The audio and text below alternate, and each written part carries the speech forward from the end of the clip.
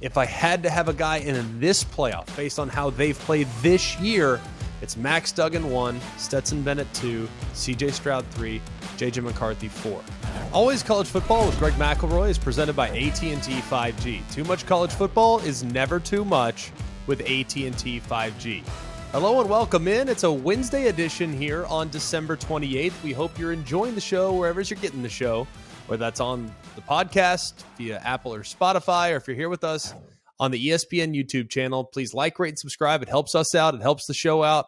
We really appreciate your interaction that you've given us so far, and we've really enjoyed it really the last couple weeks too. Even when everyone's on holiday, man, we so appreciate you guys being with us and spending time talking a little college football every single day. Big game plan here today, as we're going to dive into kind of the thick of the bowl season. Got a lot of games coming up here in the next few days that are big time matchups. You got Oregon and North Carolina. You got Sark After Dark involving Texas and Washington.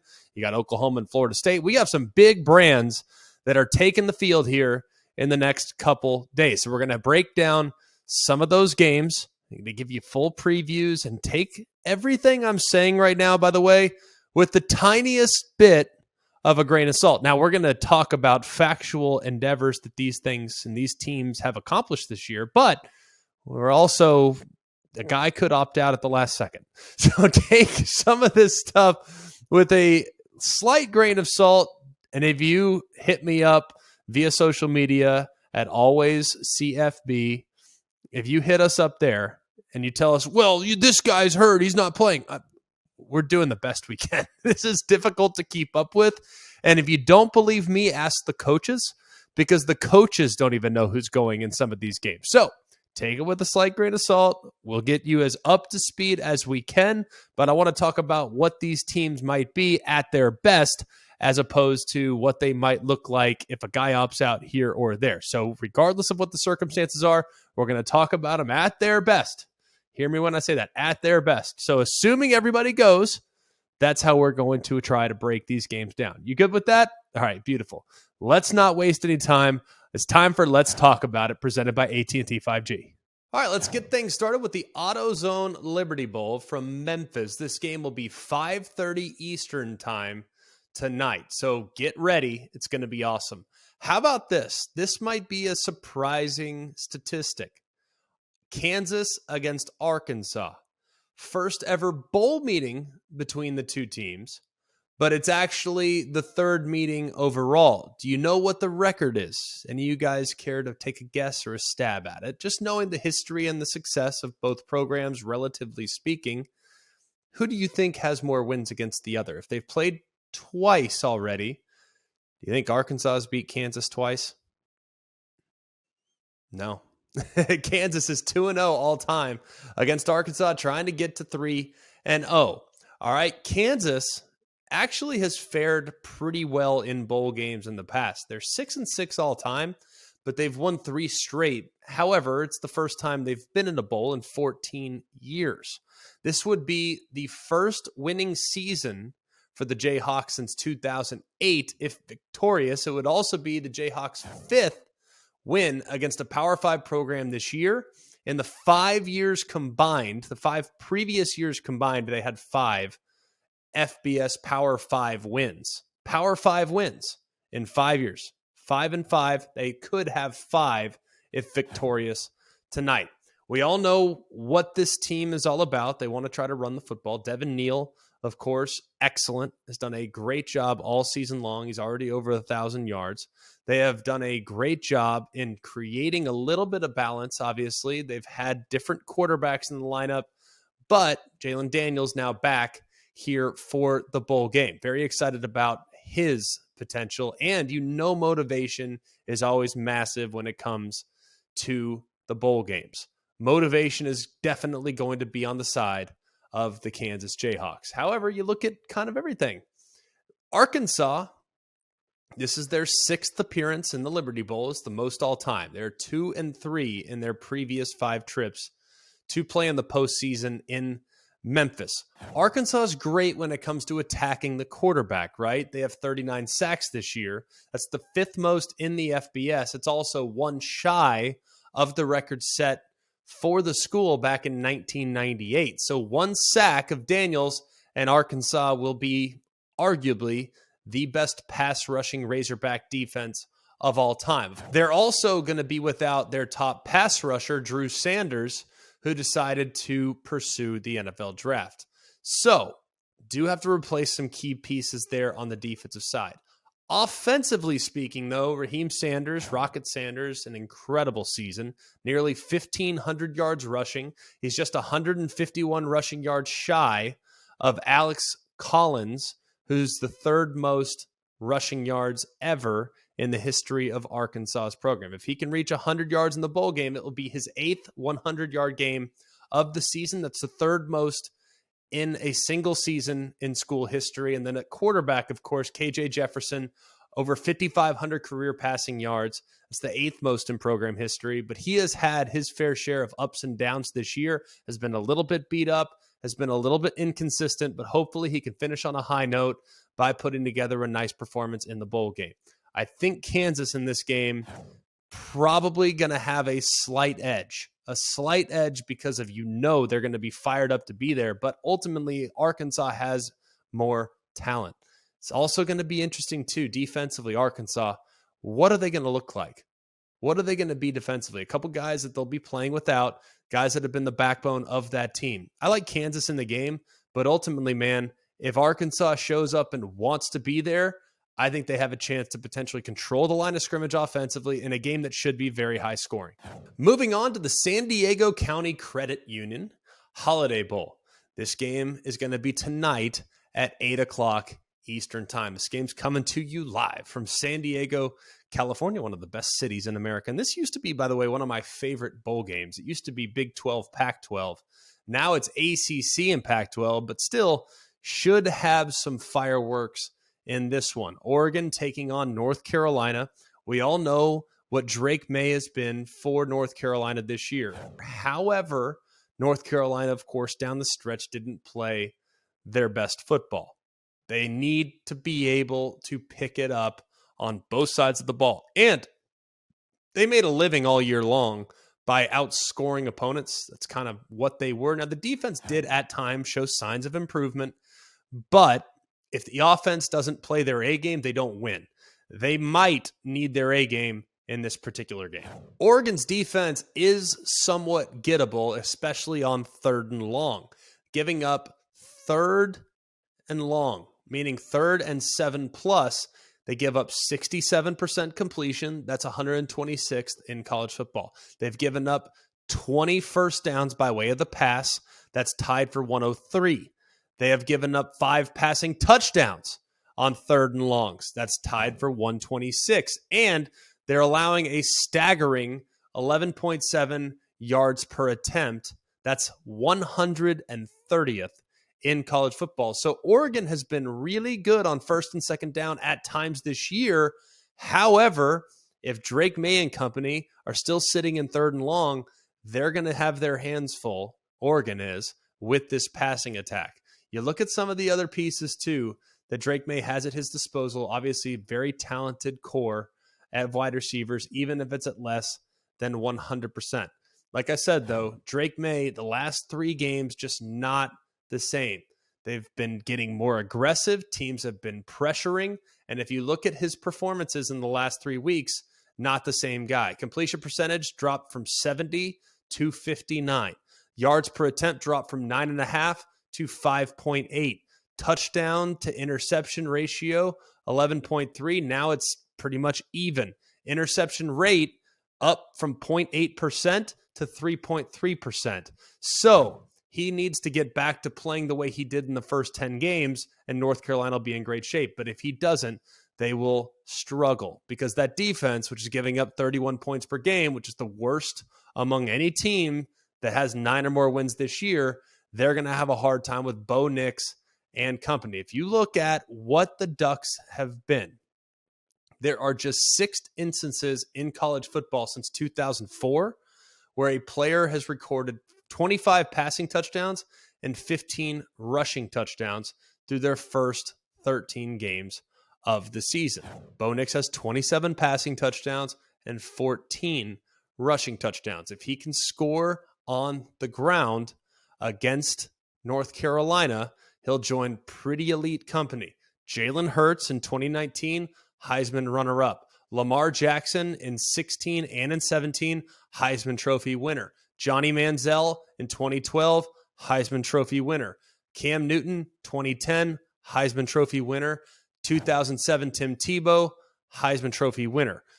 4 Heisman Trophy winners and a Heisman Trophy runner-up have accomplished that feat. That puts things in perspective when you look at what Bo Nix has accomplished this season for the Oregon Ducks. They are great on the offensive side of the football, but Bo Nix, of course, a little bit banged up down the stretch, a little bit less than 100%, but let's hope that he goes and let's hope that he plays and is available for the Oregon Ducks here in the final game of the regular season. Should be an outstanding contest. I like Oregon because I like Oregon on defense a little bit more. Now, Drake May has all the goods that you could possibly want, but I want to see him revert back to what he did in the early part of the year. Not the same guy the last 3 weeks. I think he's going to be somewhere in the middle, maybe not quite as elite as he was at the beginning. Maybe drop it down just a hair because he's going against quality competition, and Dan Lanning's going to have plenty of time to prepare for that passing attack. So I like Oregon to win the game. I think it'll be a great one there in San Diego. The TaxAct Bowl, this will be coming to us again tonight here, 9 o'clock Eastern time from Houston, Texas. Texas Tech taking on Ole Miss. Texas Tech comes in with one of the best passing offenses in the Big 12. They're averaging over 300 passing yards per game this year. That's the most in the Big 12. And they're one of just 13 FBS teams this year that are averaging over 300 yards passing per game. On the other side, Ole Miss, one of the best rushing attacks in the country. They're averaging 262 rushing yards per game. That's the third most in the FBS and the most among Power 5 programs. They also have 105 rushes that went for 10 or more yards, so it's a very explosive rushing attack. That 105 rushes, that's 10 more than any team in the FBS. That's pretty rare air. When you're being mentioned alongside all-time greats, that tells you all you need to know, and the kid's just a freshman. He's going to be better, more explosive, more physical here in the years to come. The Rebels, however, have struggled on the defensive side of the football. They're giving up a lot of yards after contact. They're one of the worst. When you think about how these guys are playing on the defensive side, they're going to have their hands full against a passing attack that is going to come at them over and over and over again. Tyler Shuck does a pretty dang good job there with Texas Tech. They've had some issues at quarterback. Guys have come in and out. Guys have been banged up. Shuck missed some time. Guys have missed some time, what have you. But when Shuck is going, he is very, very solid. Ole Miss is going to be great too as far as creating yards as well. I think you look at just how we talked about how that they're not great in giving up yards after contact. They're also great in creating yards after contact. They're really, I mean, you think about Quinshon Judkins, just how many guys, how many tackles he forces to be missed. 62 missed tackles this season. That's the 7th most in the FBS. So it's going to be an outstanding game. I actually think it's going to be a very high-scoring game between Texas Tech and Ole Miss. Two teams that aren't awful on defense, but certainly two teams that want to win by lighting up the scoreboard. I like Ole Miss. Why? Because I like the rushing attack over the passing attack. A team that can consistently run the football, to me, is always going to be front and center. Plus, Ole Miss started the season with a bang, man. They were rolling there in the early going. Now they've really kind of limped their way to the finish line. I think a lot of that had to do with some of the confusion about whether or not Lane Kiffin was going to go to Auburn. He decided not to. That felt like a distraction in the final 2 or 3 weeks of the season.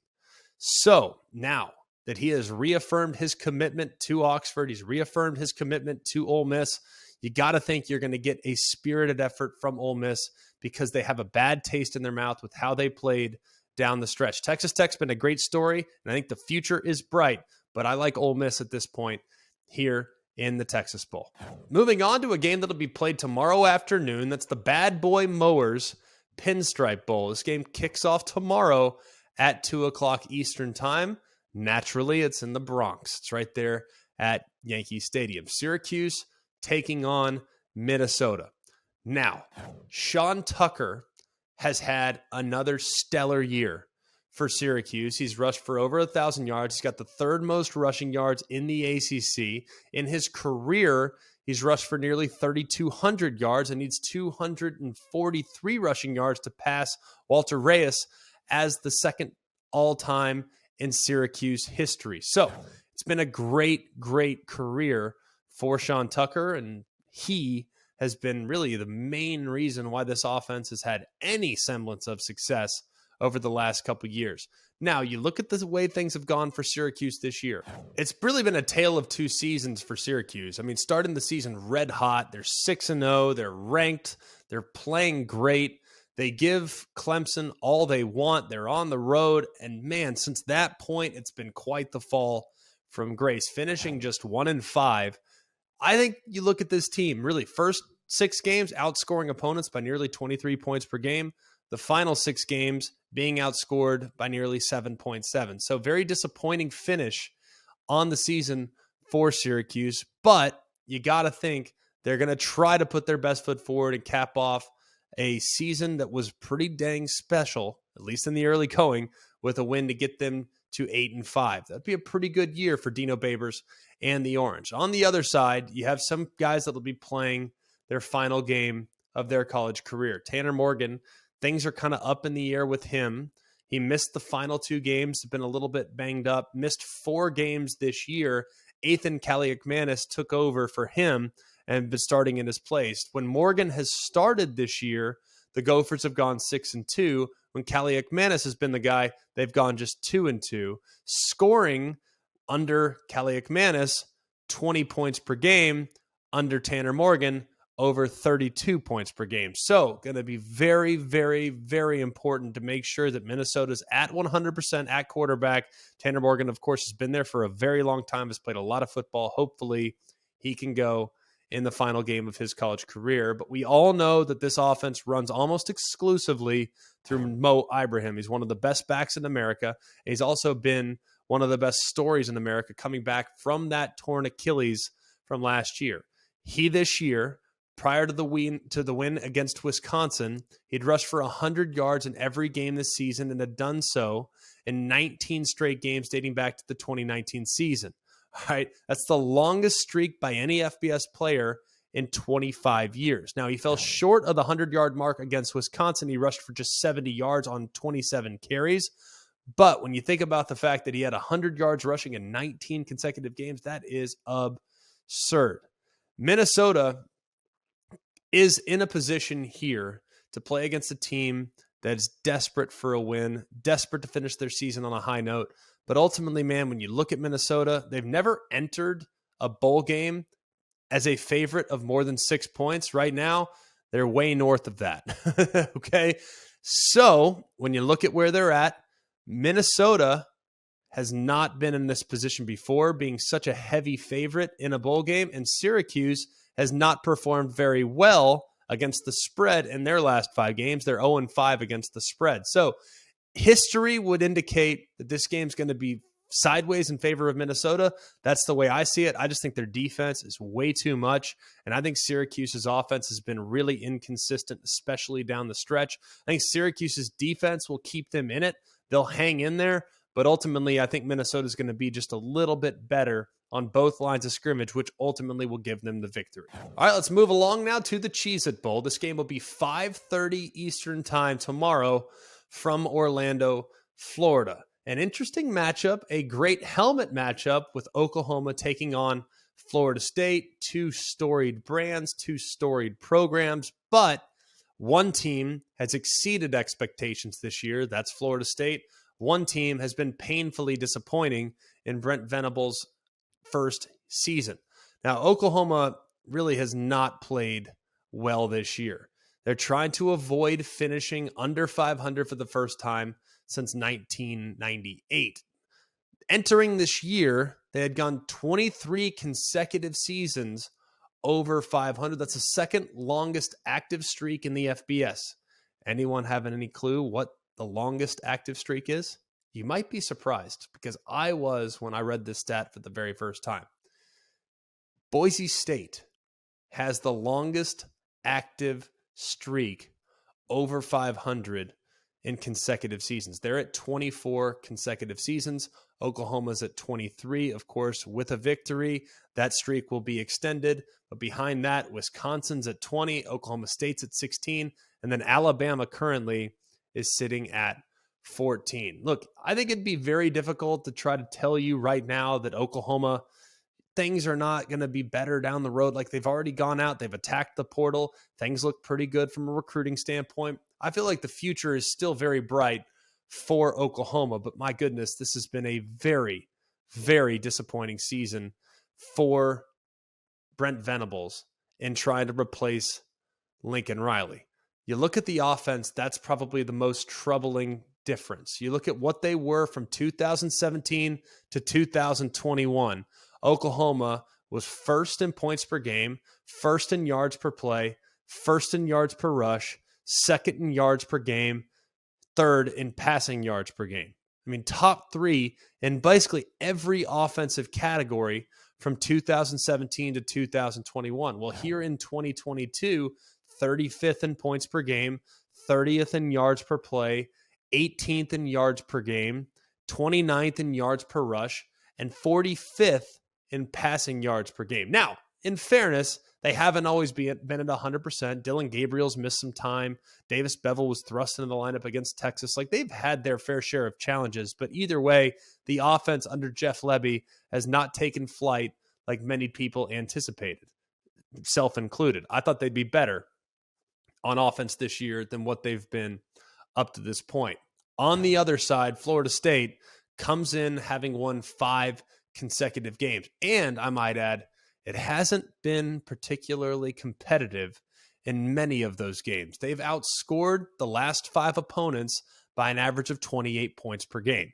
It tells you exactly where they're at. That's the largest points per game margin in the FBS since the turn of the calendar from October to November. So nobody has played better in November than Florida State. You look at exactly where they're at. They're outscoring teams, like I said, 28.2. The next best is Utah at 24.4. The third best, shockingly enough, New Mexico State at 22.6. Florida State, if you look at where they're at both offensively and defensively, it'd be great to be able to point to one specific reason why they've won all these games, but really it's on both sides of the ball. They've done a great job on offense. They've done a great job on defense. That's why these games, for the most part, have gotten sideways. They're third in points per game on offense. They're 7th in points per game on defense allowed. They're 12th in yards per game on offense. They're 5th in yards per game on defense allowed. They're 13th in yards per play on offense. They're 8th in yards per play on defense given up. And then in third down conversion percentage, very important statistic in today's day and age of college football, keeping drives alive, staying on the field. And then, of course, on defense, getting off the field, second in third down conversion percentage in the final 5 games of the year, 12th getting off the field defensively. So they have been great. And I'm telling you, the guy that needs to be talked about a whole heck of a lot more than he is Jordan Travis. So I look at Florida State too. It's not all about the quarterback passing attack. They have good weapons. He's going to throw it. Man, they can run the rock. They've rushed for 200 yards or more in 7 consecutive games. It's the longest streak in school history. So I think you look at what Florida State is, the momentum that they have coming into the bowl season. I think Oklahoma will put up a fight, and I actually think it'll be a game for a half. But in the third quarter, in the fourth quarter, I see the Seminoles starting to pull away and ultimately putting an exclamation point on what's been an incredible season for Mike Norvell and the Seminoles. Finally, we'll talk about the Valero Alamo Bowl. This will be tomorrow night at 9 o'clock Eastern time, or some people have called it Sark After Dark, right? Late game, former school for Sark, current school for Sark. I mean, this thing's just right themselves, does it not? Washington enters this game seeking their 5th 11-win season in program history and their first since winning 12 games the year they made the college football playoff. That was back in 2016. What a great year for Kalen DeBoer. And the 10 wins are the most by a first-year coach in program history. And they've done so against quality competition. 3-0 against AP top 25 opponents this year. With a win against Texas, it would tie the school record for most wins versus AP opponents in a single season.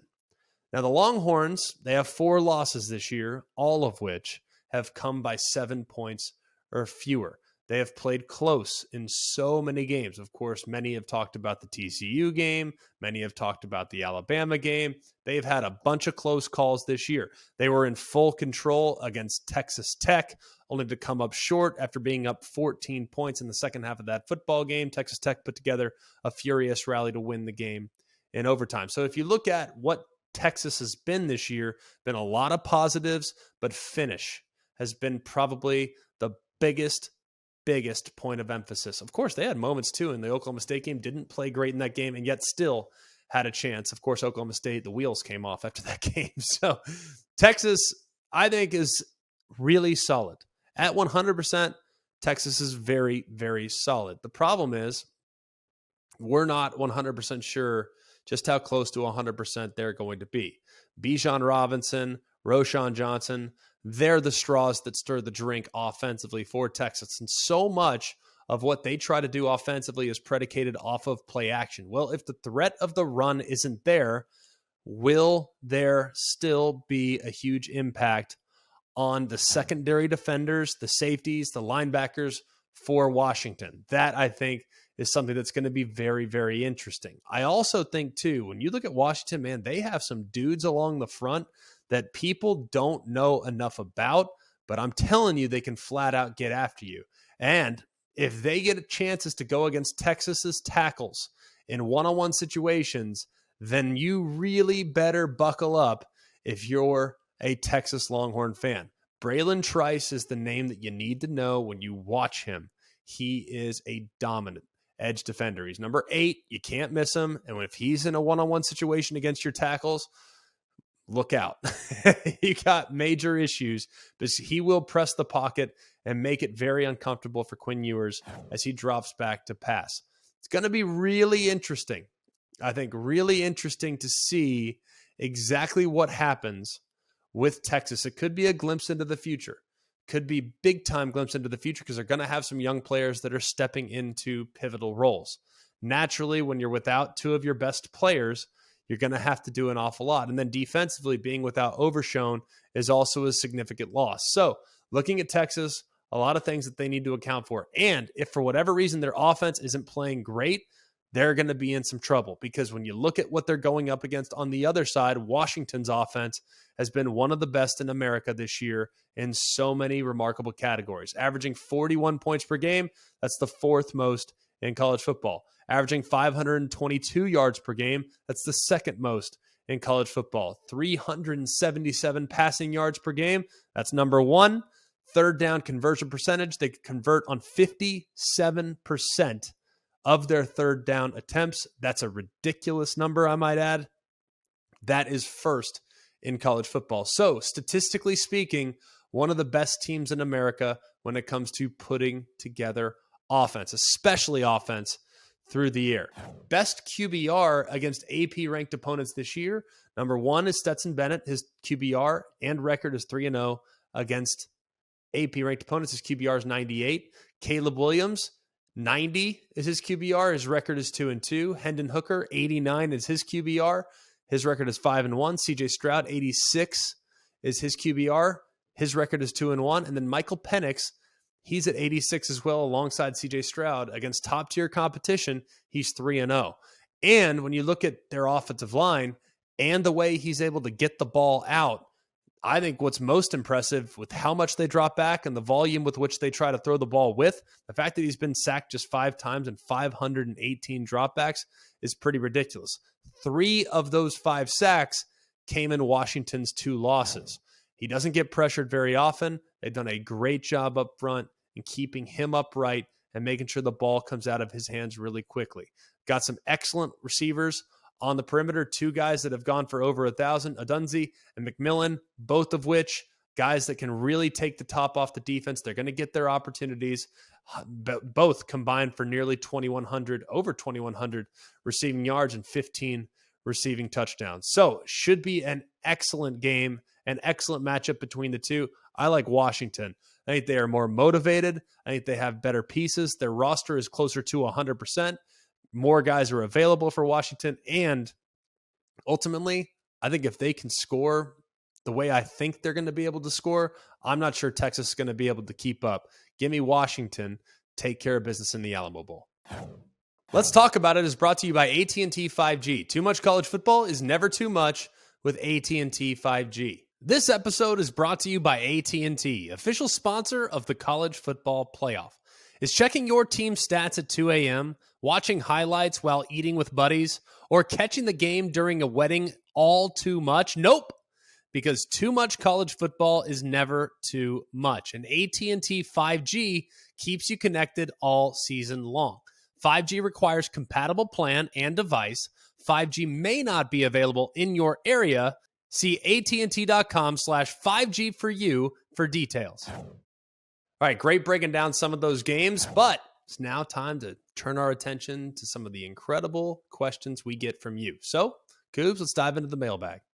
All right, first question comes from Johnny in New York. Greg, do you think Ohio State fans will show up in Atlanta and even the obvious home field advantage? Absolutely, man. Ohio State fans are fired up because they feel as though the performance against Michigan was a fluke. They feel as though they still have arguably the best team in America, and they know that they have to support their team. Plus, I don't know about y'all. I lived in Charlotte. I've spent a lot of time in South Carolina. I feel like every person that lives in South Carolina is an Ohio State fan. Y'all that live there, y'all know, and we see the numbers, like who downloads the podcast. We have a lot of listeners and a lot of watchers and viewers from South Carolina.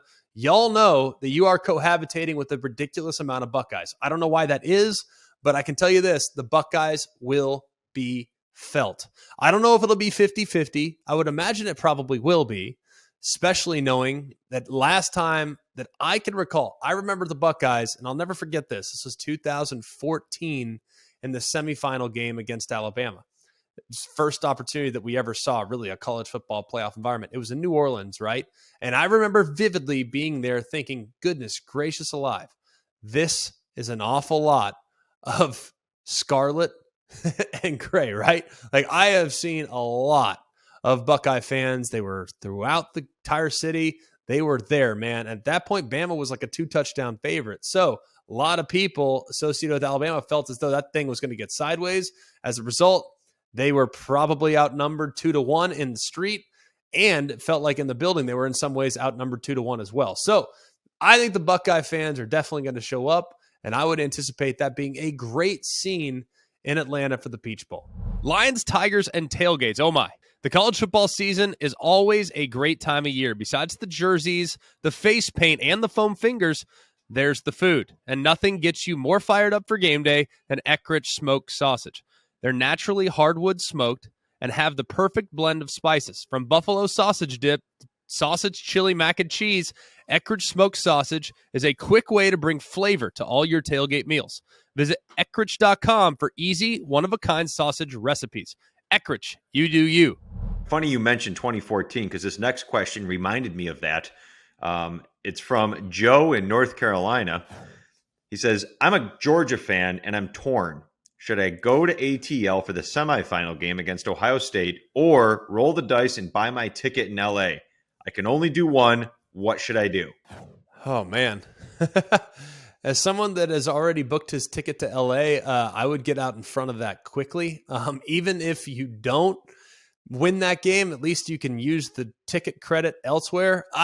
It's a difficult question, right? You have the bird in the hand versus the bird in the bush. Like, do you really want to roll the dice and buy a ticket to a game that you're not sure that your team is participating in? I don't know if I would do that. I think that I would go to Atlanta and I would enjoy it. I would make the most of the trip. I would make the most of the opportunity. The only unfortunate thing for Georgia fans is that they have played in that building, that venue. This will be the third time this year. Remember, they played Oregon in that venue early going. Then they played in the SEC championship game. Now get a chance in the bowl game to go back. So a little bit different atmosphere, obviously, in LA. And I will admit, as someone that just recently called a game in SoFi Stadium, the stadium alone might be worth the trip. But knowing that a national championship, in addition to the stadium, is going to be there, plus the last time I was there, it was like 75 degrees and sunny. So LA is always going to be top of mind. I, for one, if I had to pick one, I would go to LA. Even if my team isn't playing in it, LA in January, it's difficult to beat, especially if you're hanging out around Santa Monica or West LA, man. That's the ticket. So I'd go to LA knowing that I've been to Atlanta twice already, and I would just keep my fingers crossed and pray that George is victorious on the 31st so I can watch my team when I'm there in the sunshine of California. All right, last one here. Jake in Los Angeles. How would you rank the quarterbacks in the college football playoff in order of who you want leading your team?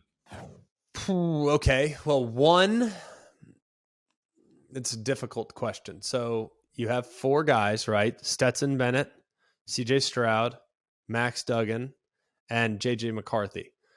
I would go based on how they've played this year, the seasons that they've had, and I think just the will to win that is on display. You're going to think I'm crazy here. I'd go Max Duggan 1, Stetson Bennett 2, CJ Stroud 3, and then 4, I'd go with JJ McCarthy. Now you're going to say, well, hang on a second, CJ Stroud 3?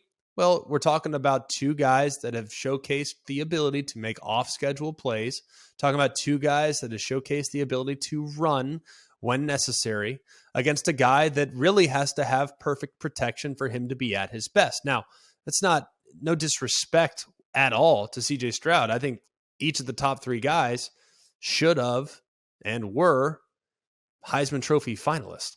It's not as if there's really anything to discredit when it comes to the top three guys, but somebody has to come in third. And frankly, CJ Stroud, the last time out, didn't play great. I think he's a gifted player. I think he's a really, really talented thrower. And if all three guys enter the draft, CJ Stroud would go 3 or 4 rounds before the other two. But either way, if I had to have a guy in this playoff based on how they've played this year, it's Max Duggan 1, Stetson Bennett 2, CJ Stroud 3, JJ McCarthy 4.